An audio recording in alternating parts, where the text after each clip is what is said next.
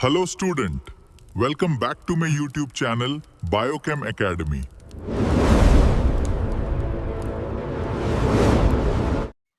चलिए, तो फैराडे के विद्युत अपघटन के बारे में हम लोग जानेंगे। ठीक है, ये माइकल फैराडे वही फैराडे है जो आपके फिजिक्स में भी फैराडे के नियम को बताया गया है फिजिक्स में भी, और यही फैराडे है जो आपके केमिस्ट्री में भी आपके नियम को क्या किया गया है, व्यक्त किया गया है। ठीक है, तो कुछ चीजें तो हम इनके बारे में जानेंगे। ठीक है, जो फैराडे हैं इनका पूरा नाम क्या है? Michael Faraday.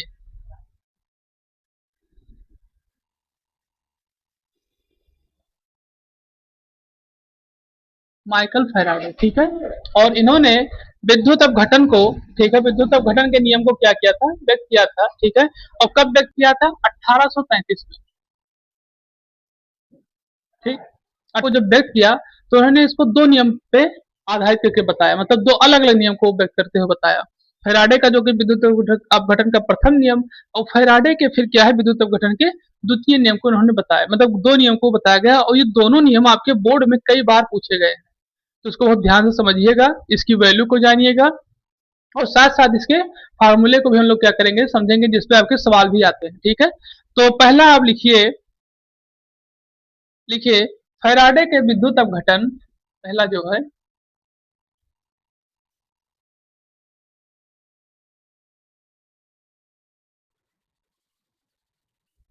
विद्युत अपघटन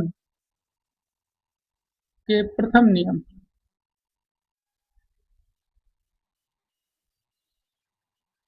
ठीक, प्रथम नियम। चलिए लिखिए, अब इसमें बताया क्या गया है, लिखिए इस नियम के अनुसार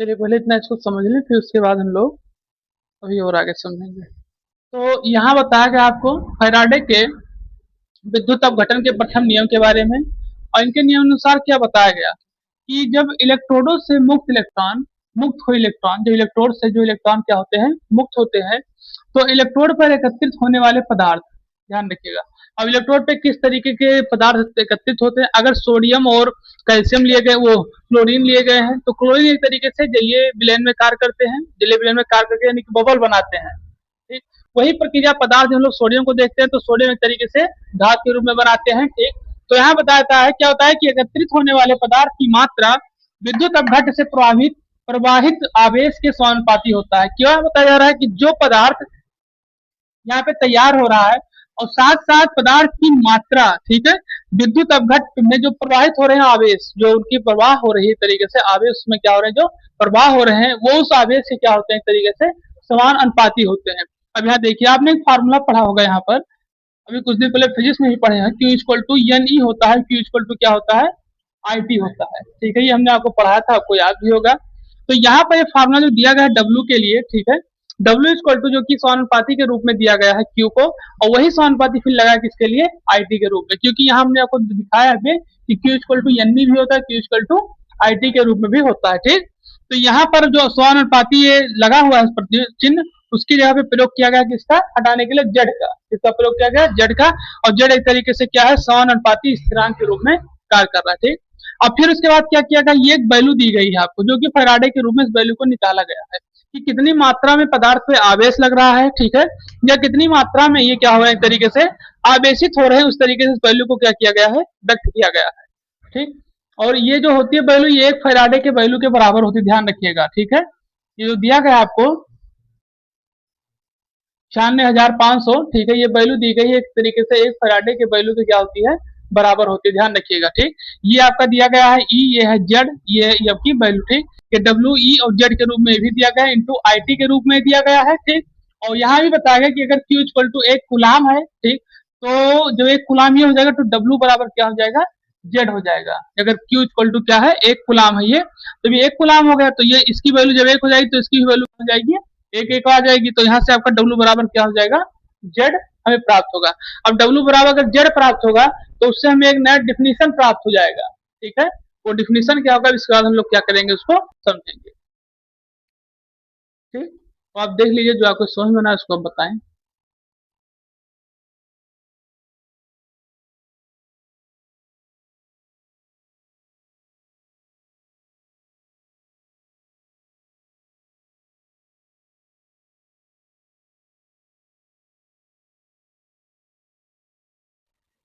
चलिए लिखिए आगे, लिखिए एक कूलाम, ये दिया गया है आपका विद्युत दक्षता के बारे में, ठीक है, जो कि क्या है, ये आपकी दक्षता का फार्मूला है, ये विद्युत दक्षता का है।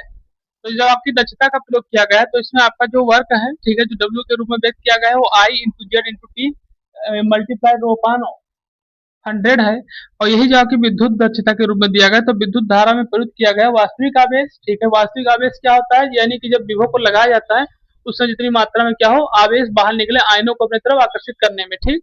और साथ साथ क्या दिया गया, प्रवाहित आवेश यानी कि इंटू 100 के रूप में दिया है कि कितनी धारा उसमें क्या किया जाए एनोड या कैथोड पे प्रवाहित किया जा रहा है, ठीक। तो ये चीजें, ये है उसका विद्युत दक्षता का फार्मूले के रूप में। वो जो आप 96,500 लिखे हो ध्यान रखिएगा, वो 1 मोल में उत्पन्न हुई विद्युत ऊर्जा है, ध्यान रखिएगा। हाँ, आगे भी समझाएंगे उसको कि कैसे निकलता है, आगे बताएंगे द्वितीय नियम में कि कैसे आता है, लेकिन ये ध्यान रखिएगा। यहाँ पे फिर आगे क्या बताया जा रहा है, एक कूलाम धारा प्रवाहित करने पर मुक्त होने वाले तत्व का ग्राम में भार उसका क्या कहलाता है, विद्युत रासायनिक तुल्यांक कहलाता है। इसको ध्यान रखिएगा, ठीक है, कि विद्युत रासायनिक तुल्यांक क्या होता है। तो ध्यान रखिएगा कि जब धारा एक कूलाम धारा प्रवाहित की जाए, यानी एक कूलाम धारा वही धारा है, उतनी धारा प्रवाहित की जाती है जो अभी आपने लिखा है 96,500, ठीक है। वही तरीके से विद्युत को बता रहा है फैराडे के रूप में, ठीक है। तो एक कूलाम धारा प्रवाहित करने पर मुक्त होने वाले तत्व का ग्राम भार, ठीक है, उसका क्या कहलाता है, विद्युत रासायनिक तुल्यांक कहलाता है, ठीक। ये उसके तुल्यांक की दक्षता के रूप में फार्मूला दिया गया है, दोनों तीनों फार्मूले आपको लिखा दिए हैं, ठीक है। अब इसके बाद जो हमारा है दूसरा जो नियम है फैराडे का विद्युत अपघटन का द्वितीय नियम, ठीक। चलिए नोट करिए इसको फिर समझे।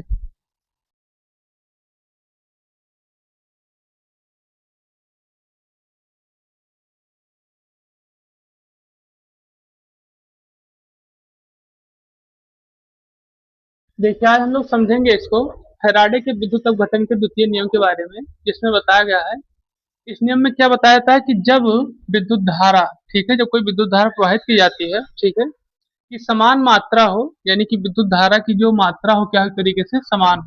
अब ये दोनों विद्युत धाराएं किसके लिए बताई जा रही है वो भी आप जानिए।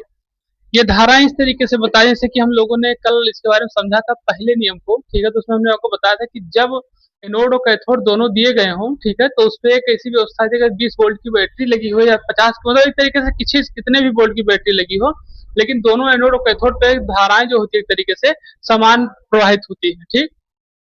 यहाँ उसी की बात की जा रही है कि विद्युत धारा की समान मात्रा विभिन्न विद्युत अपघट्टों में प्रवाहित हो रही है। विभिन्न विद्युत अपघट यानी कि एक तरीके से ऐसे विद्युत अपघट को बताया जा रहा है जो विद्युत अपघट में एक तरीके से जलीय विलयन में तैयार किए गए, ठीक है।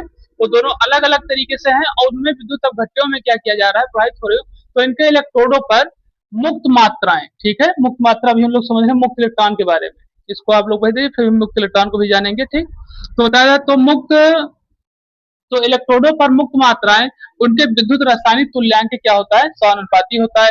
अब सबसे पहली चीज ये भी है कि विद्युत रासायनिक तुल्यांक होता क्या है, ठीक है। विद्युत रासायनिक तुल्यांक यानी कि ईसीई के रूप में इसको बताया था, यह एक व्यवस्था है, यह वह द्रव्यमान होता है, कौन सा द्रव्यमान था, जो किसी विद्युत अपघट्ट के 1 एम्पियर में, ठीक है, 1 एम्पियर में विद्युत धारा की कितने 1 सेकंड तक प्रवाहित होती रहती है, यानी कि 1 एम्पियर धारा अगर 1 सेकंड तक प्रवाहित की जा रही है, ठीक है। कि एक तरीके से विद्युत अपघट्ट में 1 एम्पियर, जैसे कि हमने कल आपको बताया था कि अगर 20 वोल्ट की जो धारा है, ठीक है, प्रवाहित की जा रही है, जैसे मान लीजिए छोटा यहाँ बनेगा, चलिए कल हमने जो आपको बताया था एक बनाए थे यहाँ पर, जैसे मान लीजिए एक एनोड और कैथोड यहाँ लगाया गया है, ये 20 वोल्ट का है, ठीक। तो इसमें जो पर्याप्त मात्रा में विद्युत धारा क्या होगी, प्रवाहित होगी, ठीक। तो अब बताया कि विद्युत अपघट्ट में जो 1 एम्पियर की धारा, अगर विद्युत अपघट्ट जो बनाया गया इसमें अगर 1 एम्पियर की धारा हर 1 सेकंड में प्रवाहित की जा रही है, ठीक है, तो वही उसका क्या होगा, विद्युत रासायनिक तुल्यांक होगा, ये ध्यान रखिएगा। बताया कि अगर 1 एम्पियर धारा 1 सेकंड में प्रवाहित की जा रही है, ठीक है, यानी कि आप ऐसे समझिए, आपको फार्मूला भी हमने बताया था, क्या होता है फार्मूला, एक फार्मूला आपने पढ़ा था Q इक्वल टू IT के रूप में, ठीक है, और एक formula Q equal to NE के रूप में देखे थे, ठीक, और इसी के रूप में हम लोगों ने धारा को और समय को देखा था।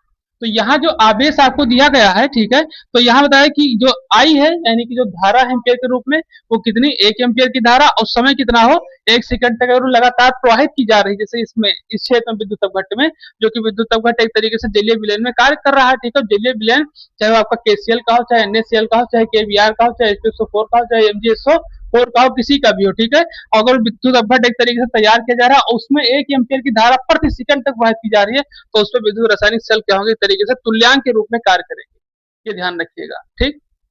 और बाकी आप लोग तुल्यांक जानते होंगे कि तुल्यांक की भार किस तरीके से निकाल, इसका तो जानते होंगे ना, अरे वो जो द्रव्यमान बटे 2 के रूप में निकाला जाता है, ठीक। तो यहाँ ये बताया कि विद्युत रासायनिक तुल्यांक क्या होगा, ये समानुपाती होगा। अब इसको हम फिर से देखेंगे। बताया गया कि जब विद्युत धारा की समान, अब देखिए विद्युत धारा समान बताया जा रहा है, यानी कि 1 एम्पियर में 1 सेकंड तक क्या हो प्रवाहित, यानी कि विद्युत धारा एक तरीके से समान कार्य करे, परंतु उनकी जो मात्रा हो किसकी, विद्युत अपघट्ट की, वो बदली हो। कैसे, जैसे एक बार जैसे हमने मात्रा क्या बदली हो, Na पे जो चार्ज होगा वो आपने कल निकाला था, Na पे आपने देखे थे आवेश अलग तरीके से थे, इलेक्ट्रॉन वोल्ट के निकाले थे, नहीं निकाले थे, और Cl के क्या थे, अलग थे। हमने जो Cl को निकाला था तो उसमें निकाले थे हम लोग माने थे 1.36 वोल्ट के रूप में, और जो हम लोगों ने क्या निकाला था, Na निकाला था, तो उसमें माइनस 2.71 वोल्ट के रूप में क्या किए थे, विद्युत अपघट्ट के माध्यम से वोल्ट को निकाले थे। तो यहाँ यही चीज बताया जा रहा है कि उसके जो विद्युत अपघट्ट हैं, जो प्रवाहित किया, तो वो क्या है तरीके से भिन्न भिन्न तरीके से कार्य करते हैं। किस तरीके से कार्य करते हैं, भिन्न भिन्न, क्योंकि हमने बताया ना कि Cl पे जो चार्ज है वो अलग कार्य करता है, Na पे जो चार्ज है वो अलग तरीके से क्या करता है, कार्य करता है। जैसे होगा 1.36 और Na का कितना, 2.771 वोल्ट के रूप में कार्य कर रहा है, ठीक। तो यहाँ यही बताया जा रहा है कि ये दोनों एक तरीके से भिन्न भिन्न प्रकार से, और भिन्न भिन्न प्रकार होने के कारण से इनके इलेक्ट्रोडों पे जो व्यवस्था है वोल्ट की, वो भी क्या है, भिन्न भिन्न है। लेकिन उनके बताया गया कि जो उनपे चार्ज, जो उनके तरीके से नोड कैथोड है, उनपे जो धारा प्रवाहित की जाएगी वो 1 एम्पियर प्रति सेकंड के अनुसार से क्या की जाएगी, प्रवाहित की जाएगी। तो यहाँ बताया जा रहा है कि विद्युत अपघट्टों में प्रवाहित करने पर इलेक्ट्रोडों पे मुक्त मात्राएं, ठीक है, मुक्त मात्रा क्या होती है समझेंगे, उनके विद्युत रासायनिक तुल्यांक क्या होगा, समानुपाती होगा। अब इसका भी हम लोग डेरिवेशन भी करेंगे, लेकिन ये सब चीजें जानना जरूरी है, इसलिए लिखा दी, ठीक। हम लोग जानेंगे कि मुक्त मात्राएं या फिर मुक्त इलेक्ट्रॉन होते क्या हैं, ठीक। चैनल को लाइक करें, सब्सक्राइब करें, शेयर करें और कमेंट करें। The top important concept is coming up next. Subscribe now to the Biochem Academy. Don't miss it.